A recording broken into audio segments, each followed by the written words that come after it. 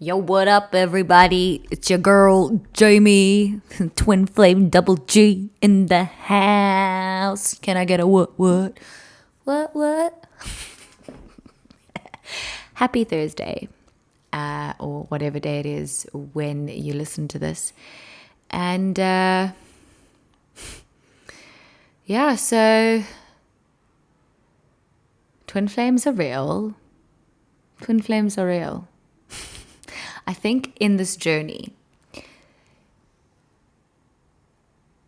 much like life, it goes up and down and dee dee dee dee dee dee dee. There's no straight line. So one day, I'm like, yeah, 100%. I have no doubt in my mind, no doubt. And one day I'm like, oh no, you crazy, you've made it up. Like, because it goes against the boxes, it doesn't fit into any of the boxes in society, and there's not really a label for it.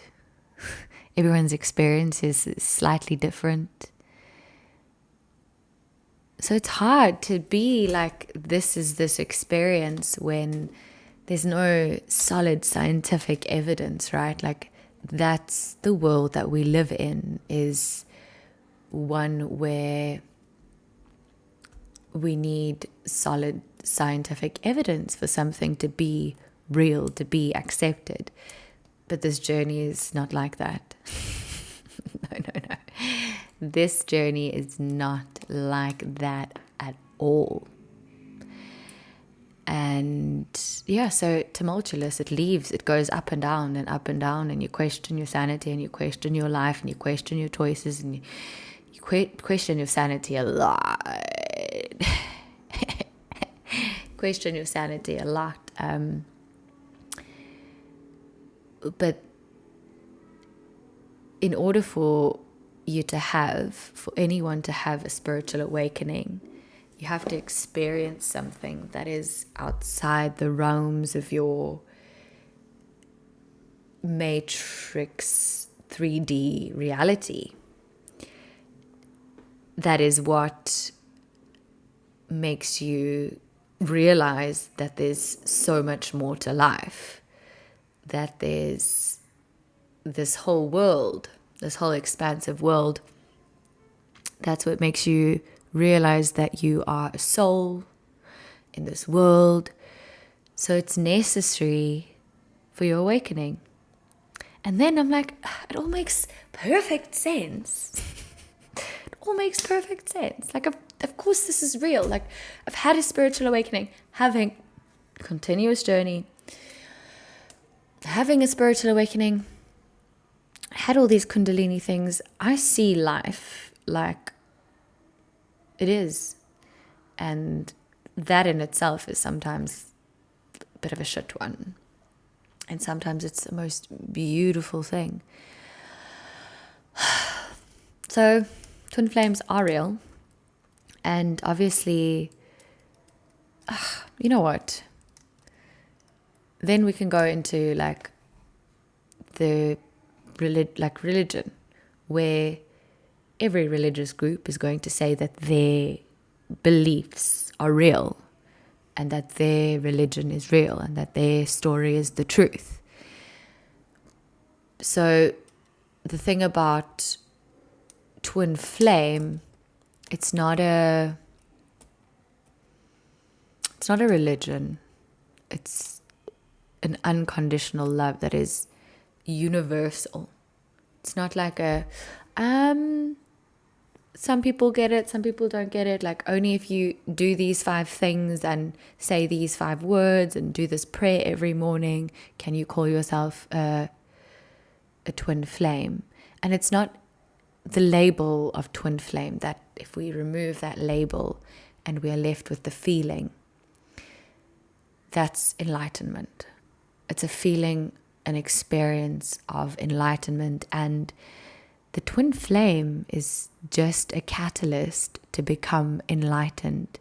And then I see so many twin flames, like how am I going to get my twin flame to come back to me, and when's he going to come back, and when's she going to come back, and am I going to be alone? And I've done all this healing, but they're still not back, and I don't understand. And like,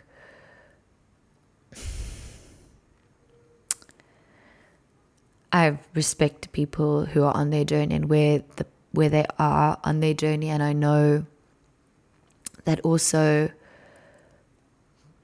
excuse me, it's a yawn. I don't want to yawn, so it's a funny thing. I respect people, and I know that when I was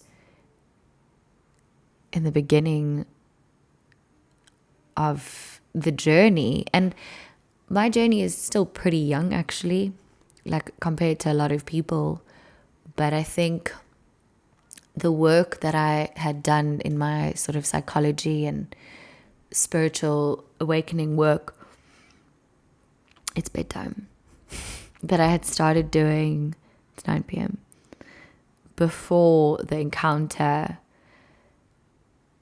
obviously prepared me for that moment. Anyway, I remember being like, I just want to be with him, and listening to people on Facebook, on YouTube, and reading things and listening to what to do. Excuse me.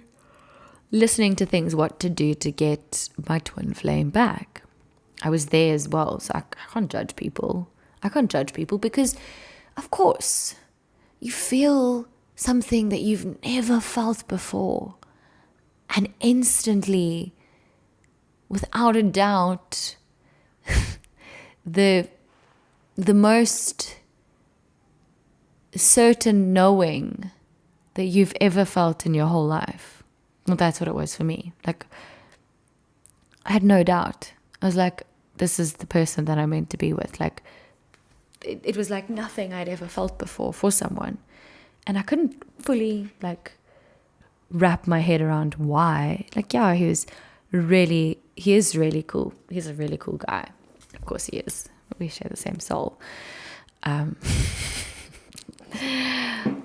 But like, without even knowing that, I was like, yeah, he's a really cool guy. He's beautiful, chilled.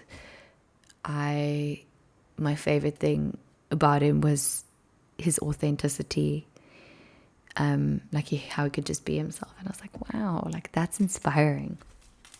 But I mean, apart from that, I was like he's just another guy, right? Like, there was no reason, or there is no reason for me to be so in love with him. And to be honest, like, he's into heavy metal and stuff. When I was growing up, I was like, if someone said, what music do you like? I said, I like all music except heavy metal. So if that happened at an earlier stage in my life, I would not have recognized it. And I had stopped drinking for the holiday that I met him. If I hadn't stopped drinking, I don't think I would have recognized it either. I would have been drunk. Anyway, there was nothing like special about him. Yeah, he's really special. And I think he's the most beautiful human on this planet, to be honest with you. But that's because I see his soul. That's because I can see his soul. There was no reason for me to be like, he's the one. He's the one. Certain. I was certain. Because of the feeling that you feel in your core of your being. And that was before, like, I started realizing what a spiritual awakening is, and before I started realizing what my Kundalini was doing. I was just like, he's the one. So I don't know what my point was, because that like explanation dragged out a bit. You see, I think I'm a bit too tired to be making this video. It's 9 p.m. I woke up this morning, went to work, came back, went for a run, ate dinner, did a session. I'm a rapid transformational therapist. And now I'm doing this video. But yeah, like it was just a feeling, just a knowing. So there's just that certainty, that feeling that you experience. And that's the only way you can sort of know. So even when, like, in the beginning stages when I was going through it, I was like, people would just say, you just know. And if you know, you know. And I was like, how can I trust myself? How can I trust myself? But I guess as you go further into it and you realize, you're like, oh shit, this is real. This is not going away. This is part of who I am. You don't doubt yourself as much, and you remember that feeling. I guess that's why you write a lot, or whichever way you do it, because it's different for everyone. There's no book of rules for a twin flame. There's no like, please do this, here's the following steps. There's no book of rules. And like I've said before, like some twin flame relationships will be platonic and some will be romantic, but we cannot expect to fit something that far surpasses our mind's comprehension. This feeling that you've never felt before and that you can't explain, the spiritual awakening, you can't expect that this reality, the outcome of your relationship, your encounter, whatever, however it plays out for you, you can't expect that it is going to fit into a 3D box. And I think that's what we do, because that's all we know. So we think, I feel this, the only thing that I can compare it to is love. And what have we been told love has to look like? We've been told that love has to look like girl meets boy, fall in love, get married, move in, have babies, live happily ever after. So we want it to fit into that box. But I don't think, for me at least, I don't think I can put something that made me find my soul, something that made me experience like God. I don't think I can put that into a box that was created by society, like in this 3D reality. And as I'm saying that, I'm hearing, well, where do you think those boxes came from? Like the story of love comes from somewhere, and that's true as well. And there are twin flame relationships that will end up together. There's different journeys for different twin flames. And I think we need to realize that as well. So for me, trying to understand that this love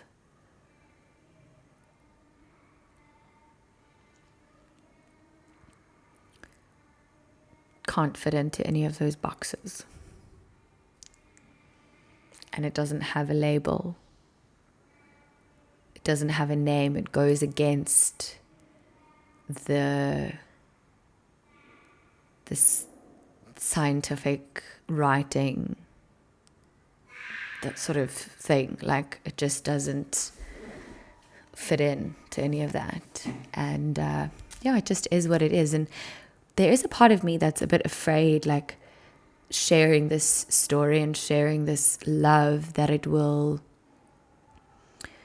like if I'm meant to be with someone else, because I do like the idea of sharing my life with someone, of course, like companionship and love and passion and just sharing laughter and joy and experiences and adventures with someone. Like I want that for myself, and part of me is afraid of like sharing this and then someone being like, well, I can't love you because you have this love for this person. But then I guess they're not meant for me because I want to be with someone who's sort of experienced some kind of level of awakening where they realize that love is unconditional and infinite, and that you can love, and it doesn't mean it gets less. I remember before I guess I had this spiritual awakening, it sort of felt like you're almost like stingy with your love. Like if I give it away, I'm going to run out of it. Like my cup is going to deplete itself.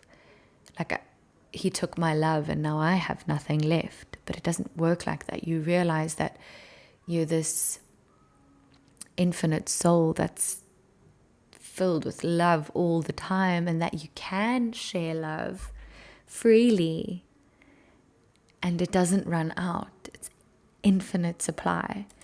So those are just my current thoughts.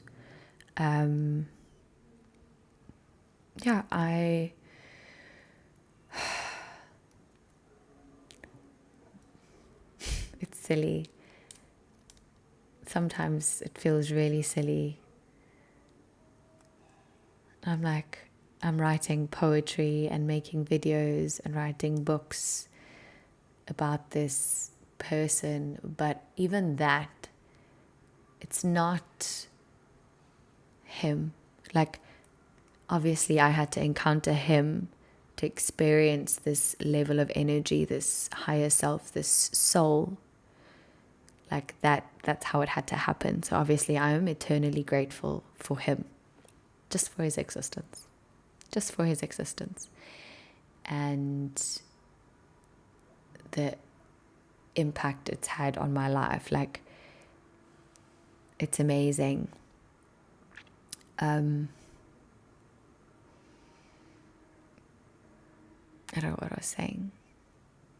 Anyway, love makes the world go round. I was saying that it's weird that I still feel him and experience him.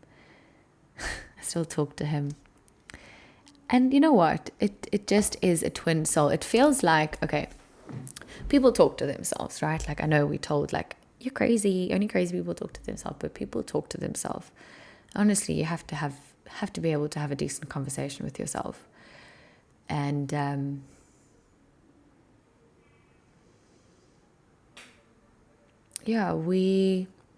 I feel like I've always been talking to myself. And since I met him, it's like I've been talking to him the whole time, because now I just want to talk to him. So what meeting him did was make me want to tell my story, because I wanted to tell him everything. I wanted to tell him my whole life. So it made me want to tell my story, and then obviously meeting my soul, it's like realizing how amazing and infinite I am, and falling in love with myself, and then knowing that my story is worthy. And it's a beautiful dance. It's a beautiful, unexplainable dance of love. That's what the twin flame thing is about. It's a beautiful dance of love, and it doesn't fit into a box, and it doesn't have to fit into a box. And we have to try to remember to enjoy this experience for what it is and be grateful for what it is. Our souls have spent lifetimes working towards this point of enlightenment, because it doesn't happen in every lifetime. Like, that's enough to be grateful for. Like, Jesus and Buddha, like, they became enlightened. That's the journey of life, like the meaning of life. And it's to get that awareness. And I know that I haven't like reached the pinnacle, if there were such a thing. I know I still have more to learn and more healing to do and more growing and all that stuff, but isn't that beautiful? Isn't that incredible? To be able to say that I'm experiencing a spiritual awakening. I have woken up to the truth of this world. I have experienced God. I have felt God. And now I see God everywhere. And I live in this frequency of unconditional love. And sometimes I fall a little and sometimes my ego appears, but I'm so capable of moving back into that feeling of unconditional love. It doesn't even take me long. And that's where I live. I get to live in this place because I got to feel this love. I got to feel this unconditional love. And now I get to feel it every day for the rest of my life. And no one can ever take it away from me. And that, my friends, is the twin flame journey. That's why we meet a twin flame, so that we can find God. Like, people have their awakening in different ways, and this is one of them. This is one of them. We're having an awakening. Like, that's insane. I think it's beautiful. I think it's incredible to see the world through these eyes, to know that you're an infinite soul, to discover your purpose and to connect with yourself and to fall in love with every piece of yourself. And it's a journey, but we're on it and we can feel it. And then I want this feeling for everyone. I want to share this feeling with everyone, because I want everyone in the world to feel this feeling, because that is heaven on earth. So there's so much more to this experience than being in union with that physical body on this plane. This is so much bigger than that. This is so much bigger than that. And we can't all change the whole world, but we have to understand that when we are vibrating in this frequency of love, we sprinkle little pieces of ourselves around. And like, I'm a teacher and I know that I'm giving those kids love. I'm showing those kids love. And I'm reminding those kids that they are love. And I'm telling them how amazing and capable and lovable they are, just the way they are. And I'm working as a therapist, doing just that, reminding people of their light, telling people to love themselves, showing them how, guiding them. That is like, fuck. It's my purpose. I found my purpose through this experience. I was reminded, I was on the road anyway. I was on the road. I've been on the road. I've been blessed that way to always be on this road. I guess we are all on the road anyway, because everything that we experience along the way prepares us. So whichever road you're on is the right road. It's the right road to be on. And I'm writing. Oh man, I haven't stopped writing. And that is my favorite. Like, I love it. When I start writing and I get into a flow, when I feel inspired to write, I'm channeling. I'm in the soul. I'm of the soul, I'm in the soul, I'm with the soul, I'm doing soul. It's just a soul experience when I'm writing. And this all somehow goes back to the twin flame and being grateful for this person and being so grateful for this experience and understanding that it's not about only being with my twin flame. Yeah, that connection would obviously shake the earth. But like, that's not the be all end all, and we have to remind ourselves of that, to float in this love and to share this love. Yeah, to remind people that they are this love, because we've seen it. We know that it's in us. We know that it's who we are. We know that we are this infinite soul, and we know that every other being on this planet is as well. And maybe we can show a few people that. And maybe it doesn't feel like the biggest thing because you're not making huge changes, or you think that you're not changing the whole world, but little pieces, and you're changing people's world. You're changing people's universes by showing them that they are light and love. And if that's what I die doing, that's what I will die doing. That's what I want to dedicate my life to that. I dedicate my life to showing people that they're amazing. And I think some people think I'm like naive. I'm not. I've seen the hardships of the world. Like, I felt it. I feel people's pain.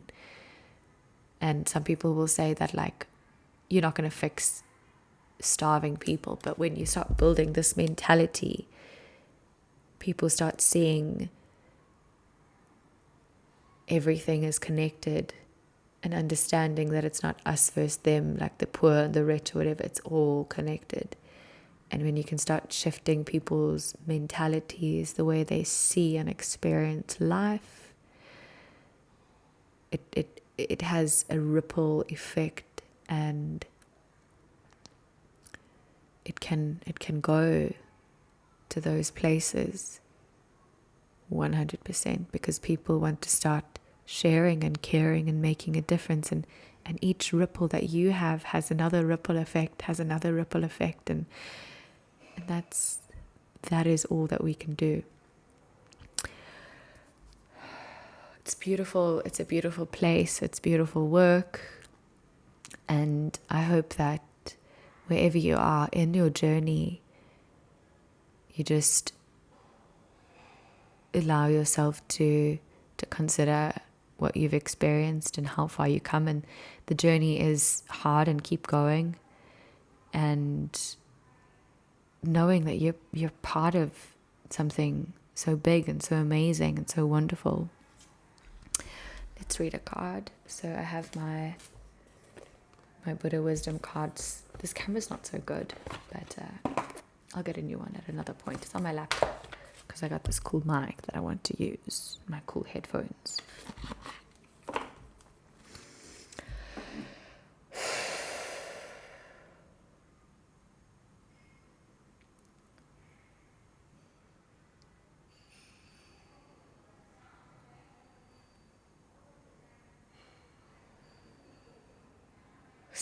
Speak through me, yeah? It's big energy. It's big love. It's huge.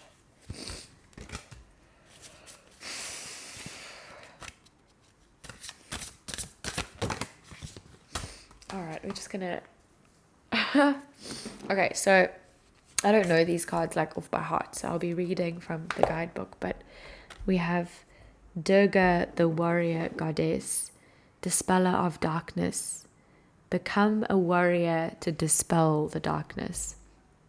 I don't know if you can see, but she's there with her tiger. Become a warrior to dispel the darkness. So there's a way I can stand this so you can see the picture while I read. Okay, it's not possible. I don't know. Okay, anyway. number 14. Excuse me.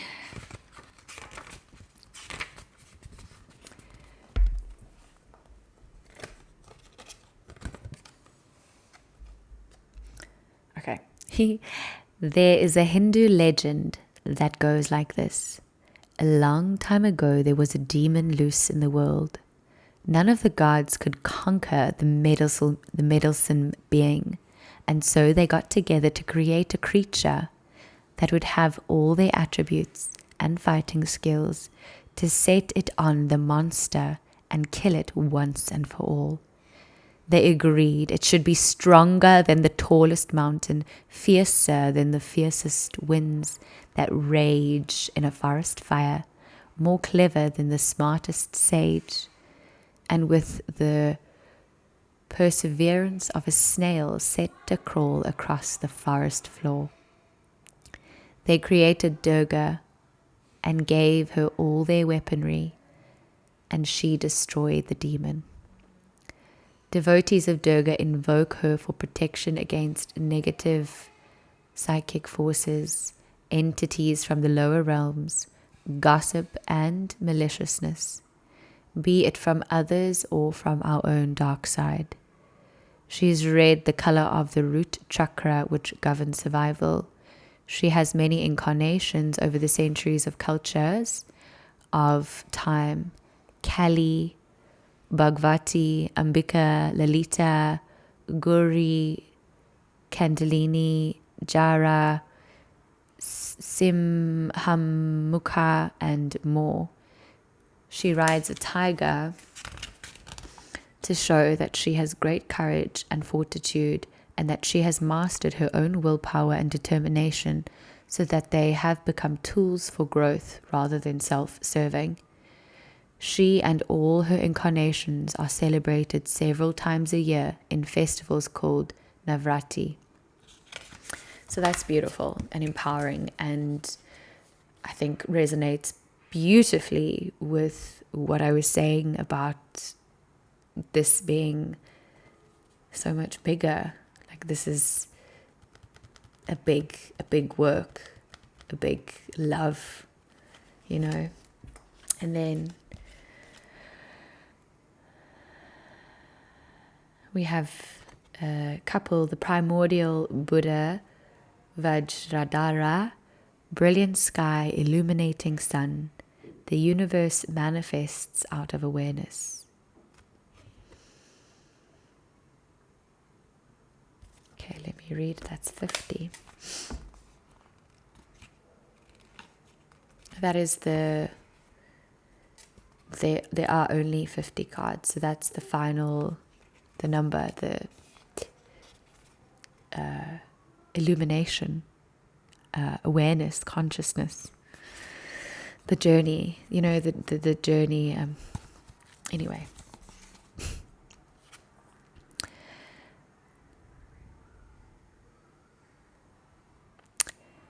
Okay, so Vajradhara is as blue as the brilliant sky. His consort is as pure as the white light streaming from the sun. Clothed in the silks and jewels of royalty, they sit high above the clouds in the vast expanse of space. His image is often placed on the top of Thangka painting because Vajrahara represents the highest state of being. That's the point of this journey. Vajrahara is the revealer of mysteries and the mystery itself, the source of all manifestations of enlightenment. He is the fusion of both creation and the potential of creation, the state before states exist. Sometimes he appears without a consort and is part of a trio forming the Shakyamuni Trinity in Buddhism. This trinity illustrates the three aspects of Buddha. The first is Vajradhara's level called Dharmakaya, the distillation of form from without form, pre-existence becoming what we think of as reality. And the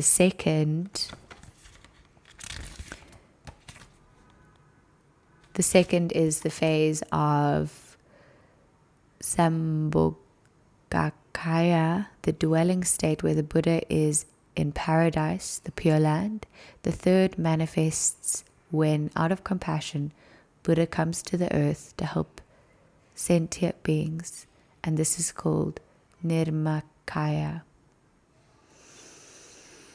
Out of nothing but awareness, the entire universe manifests, and at the end of time it reabsorbs again into a single seed of potential, and that potential is Vajrahara.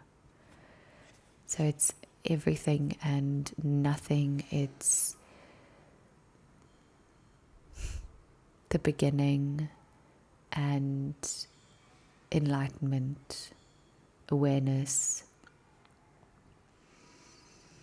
and sharing that. And we'll take one goddess.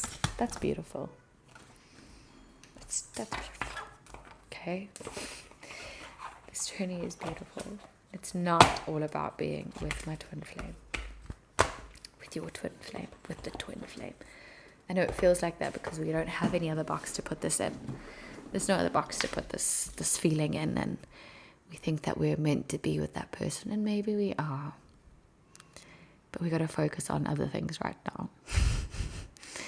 We got to focus on other things because this love is so big and so pure, and we have to share it with the world. We have the goddess oracle cards.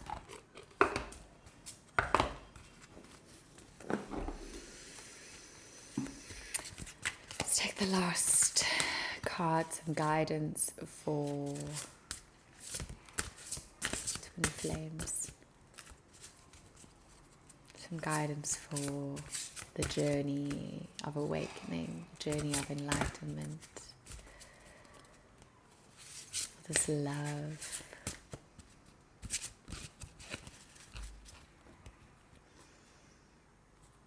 Okay, we have Annie. Spelled differently, so I might be saying it wrong. Take a leap of faith, take a risk, and put your heart's true desire in action. Oh, excuse me. These are just in alphabetical order. Procrastinating about your dreams won't make them go away. Neither will it make them happen. Indecision is the death of the soul's burning passion to improve, grow, and learn. Don't worry about making the wrong decision. Instead, worry about making no decision at all. Take time to pray, meditate, investigate, research, go on walks, and make your decision. Once made, sorry, I had a burp internally. Sorry. Go on walks and make your decision. Once made, the universal energies will immediately support your decision, and the doors will successively open as if by magic. The magic you see is what you've set your mind to accomplish something. The magic you see is that you've set your mind to accomplish something, and that this intention is what sets you on a magical journey.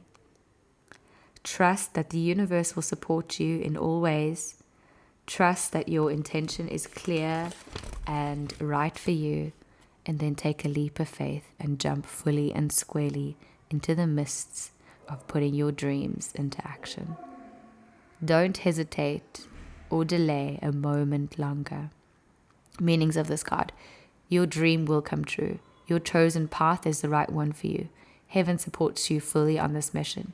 Your material needs will be taken care of. Take action steps towards the realization of your dream. Break your dream into achievable baby steps so that it's easier to start and keep going. So pronounced Aunya is a powerful Celtic goddess and fairy queen who gave birth to incarnated fairies from her romances with mortal men.